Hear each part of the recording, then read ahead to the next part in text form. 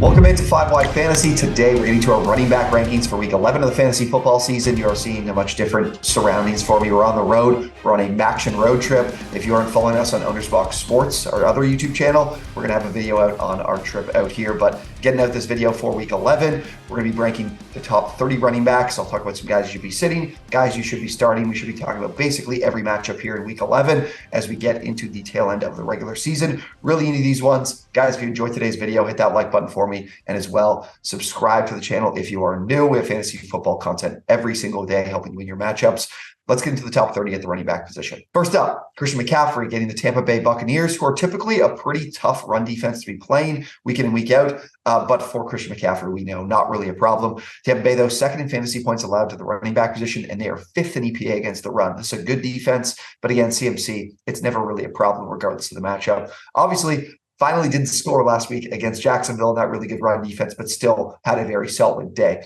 At 2 is Austin Eckler. He's getting the Green Bay Packers, who have struggled all season long, and this is well dating back to last season in their run defense. 24th in fantasy points allowed, 26th in EPA against the run as well.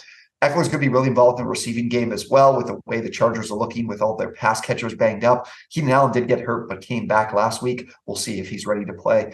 Gerald Everett also left the game too. So expect him to be very much included in the receiving game too. 3, really tough to do, but I do like the matchup, so I feel like I've got to respect that. Man, for Tony Pollard, it has been a brutal season. One of the worst guys when it comes to someone I was standing on the table on and telling you to draft. But Carolina, 31st in fantasy points allowed, 28th in EPA against the run, 30th in run defense grade. Maybe he finally finds the end zone this week. I just can't believe the Cowboys put up as many points as they did last week, and Pollard was not a benefactor in any way. I think he can be this week, so this is going to be our last real shot with Pollard in terms of making him a top 5 back in fantasy on this week. 4, Jahmyr Gibbs has the edge over David Montgomery last week in touches, and as well got some looks in the red zone and in those goal-to-go situations, which is really encouraging moving forward for Gibbs. So I got to include him in this top 5. Chicago is a good run defense. They're second in EPA against the run, but again, this is a team that really is just not good. So whether it's Tyson Bagent, whether it's Justin Fields, I think that the Lions will be in a good spot here when it comes to, of course, winning this game and being in game script to feed their backs. Gibbs has looked so good. So top 4 for me. 5, Saquon Barkley. Look, it's very discouraging when you look at where this Giants offense is at. There's no doubt about that. But Barkley is still going to be fed the football quite a bit, and Washington's a pretty decent matchup for him. So if this Giants team can do anything to stay in this game, Barkley will be a huge benefit factor of that because he can get a little bit more touches on the ground. But Washington, 17th in fantasy points allowed, 23rd in EPA against the run. So it's a pretty mediocre to plus matchup for Barkley. I really like the opportunities he's getting. And just don't be too discouraged by, obviously, the team being absolutely terrible. 6, Breece Hall. Hall getting the Bills defense. I don't think the Bills are a team right now to be too concerned about playing for really any position. 22nd in fantasy points allowed, right in the middle of the road when it comes to their EPA, and 25th in PFF's run defense grade. Look, Zach Wilson cannot operate this offense. It has absolutely been terrible. I'm shocked they're not looking to go elsewhere with the quarterback position, but so long as Wilson is the quarterback, Hall is going to be the main guy to go to. I was really disappointed in his performance last week. Kind of saved it with a couple plays in the receiving game. When the touches and opportunities are the way they are, I like Hall moving forward. 7, Josh Jacobs. He's starting to look a lot better in terms of forcing missed tackles, in terms of being able to generate a little bit more yards after contact. So I'm encouraged by that, and the touches are just so good. Miami right now, 30th in EPA against the run, which was surprising, but more in the middle of the road in fantasy points allowed to the position. But the touches for Jacobs are great, so you can kind of move forward with him as continuing to be a top 12 guy. Brian Robinson, getting the Giants defense. Look, he's the top dog. He was running a lot of routes, which was great to see too, because usually you see Antonio Gibson on the field, but you get the Giants defense, 28th in fantasy points allowed, 22nd in EPA against the run. I love the matchup here for Robinson. It's a Giants team that is probably never going to be, it feels like they will never lead another football game the rest of the season at any point. So I like Washington when it comes to a good game script for Robinson to get his touches. 9, DeAndre Swift getting Kansas City. KC has been pretty good fantasy points allowed to running backs, 12th. I think a lot of that comes down to this is a team that's winning a lot of games.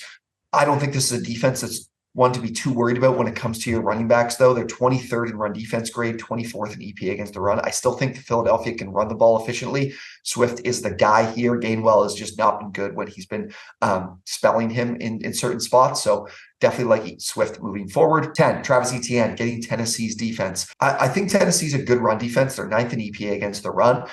Fantasy points wise, they're more middle of the road. And Etienne's been one that in a lot of the difference being last week, but in other matchups, he's been able to still be a good back, even in matchups that aren't good. He's definitely getting a good amount of opportunities here in this offense. And I like what Jacksonville can do when it comes to finding a positive game script for him too. 11, this might be shocking to a lot of you. Jerome Ford, love the matchup here. Watson being out in a lot of ways can help Ford. He had 20 plus touches last week. I would expect that to continue. It will hurt in games where I think the Browns will be underdogs in, where I think his touches might go away a little bit. But Pittsburgh's a team that even with PJ Walker at quarterback, I still think they're going to be in this game and have a chance to win. So Ford should see plenty of opportunities, and Pittsburgh has not been good against the run. They're 26th in fantasy points allowed to the running back position. 12, Devon Achane.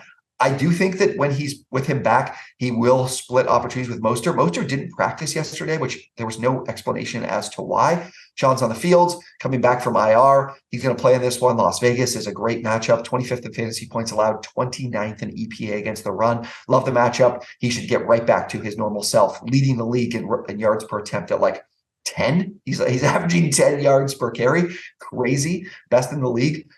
13.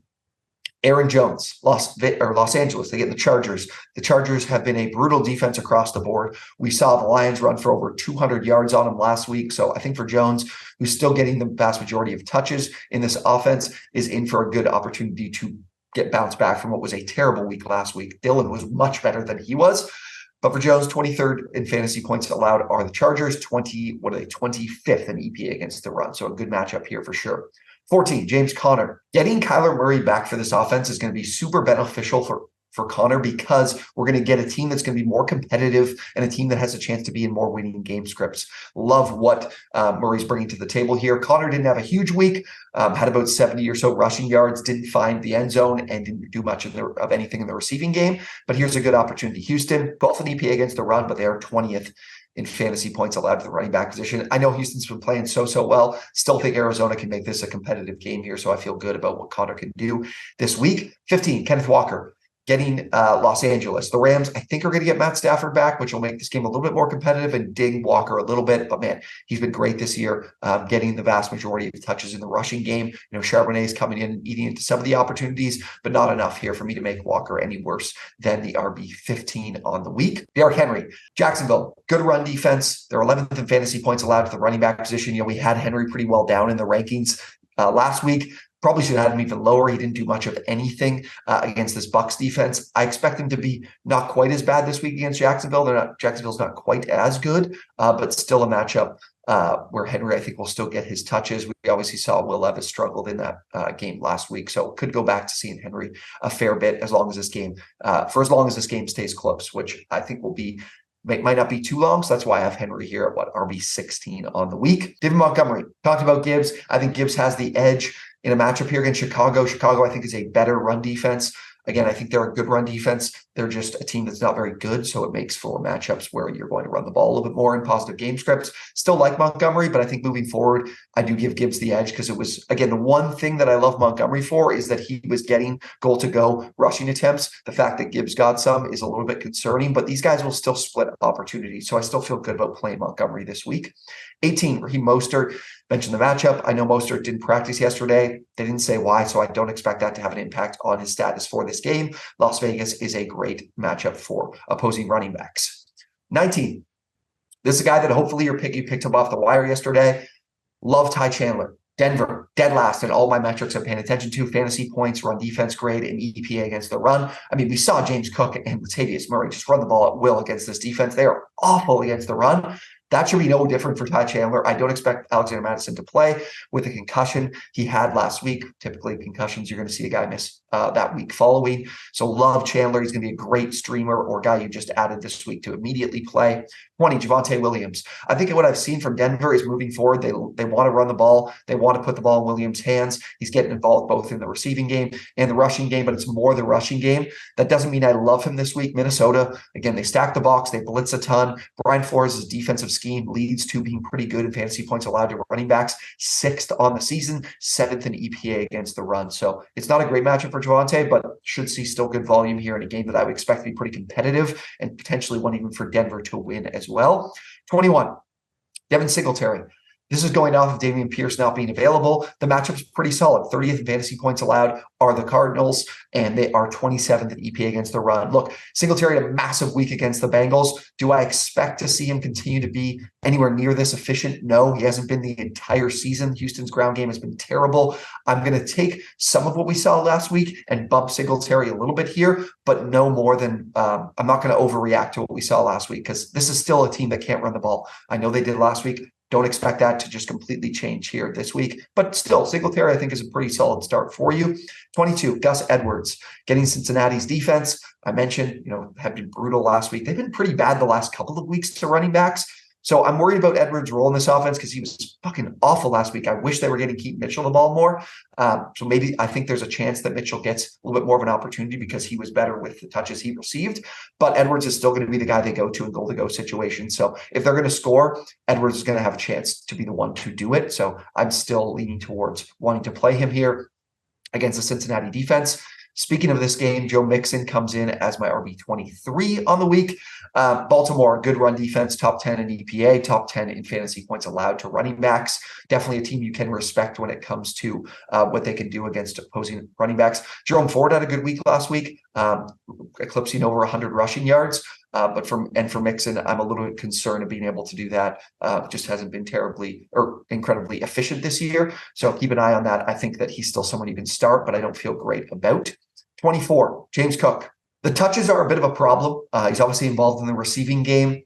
When he gets his opportunities, he's super, super efficient. He's one of the top guys in terms of yards per carry this season. The fumbles, man, McDermott benched him early on in that game. He saved his week by being super effective with the touches he had late in the game against Denver. Matchup here against the Jets, though, I think it'll be tough moving the ball in the air, so we could see Cooks continue to get a little bit more touches than he did last week, obviously having a really good game as well with the touches that he did receive. 25, Isaiah Pacheco. Philly, this is a team you just don't want to start your running backs against. They're the number 1 defense in fantasy points allowed to the running back position, top 10 in EPA, top 10 in run defense grade from PFF. I think for Pacheco, the touches are solid, and that could make him still startable if they get scoring opportunities in a game that could be pretty high scoring. But again, this is one I'm a little bit concerned about, even though he's been a great guy for you all season. Speaking of guys, I am concerned about Rachaad White. San Francisco, 25th in fantasy points, 5th in fantasy points allowed to the running back position, 18th in EPA against the run. Again, this is another team that opponents are not looking to throw the ball or run the ball against and are more looking to throw the ball. But White, again, has just managed to find ways to find success despite bad matchups. So the touches should be there. The receiving game saves him. I still think you can play him here. 27 is Darrell Henderson. Henderson getting Seattle. Seattle's had a number now of bad weeks against the running back position after a great start this season, but they're now 27th in fantasy points allowed, 20th in EPA, when just a few weeks ago, they were top 10 in both of these categories. Henderson's going to be the lead back in this offense, and this week could be the last week that they are playing without Kyren Williams. I would play Henderson in this matchup again with Matt Stafford back. I think that's going to help Henderson in a big way when it comes to this offense just being more efficient, being on the field a little bit more, running more plays. That Green Bay game was just a complete and utter disaster. 28, Keaton Mitchell. Look, Mitchell's little opportunities he's gotten, he's been incredible with them. There's got to be a point here where they just get him the ball more because he's the best of these 3 backs they have. Cincinnati's a good matchup for him. I think you can play him. I know it's risky because of the lack of touches, but the matchup is good enough here that I do want to play Mitchell. 29, A.J. Dillon. Dillon broke a 40-yarder last week. They're still splitting opportunities. Dylan's going to get chances to score touchdowns. Los Angeles is a good matchup, so I still think you can play him here. And then the last guy in my top 30 is Najee Harris. Cleveland, the #1 defense in EPA, 8th in fantasy points allowed. Look, without Deshaun Watson too, the defense is going to have to carry this team. Don't feel good about starting Harris, but he did eke into the top 30. Okay, now to the running backs that I'm going to be sitting this week. Kareem Hunt just barely outside of my top 30. Pittsburgh is a good matchup, but again, this offense might not operate at a really high level without Deshaun Watson. And Hunt is someone you want to play for touchdown opportunities. Would expect the divisional game to be pretty low scoring. Jalen Warren is outside my top 30. He was splitting those touches with Harris, was great with the opportunities he did have, but the matchup is pretty tough. Carolina going against Dallas's defense, no running backs I'm going to be playing there. And then Chicago, Herbert, Johnson, Foreman, just kind of a litany of guys here getting touches. Detroit's a really good run defense. Those are not guys I want to be starting in this particular game.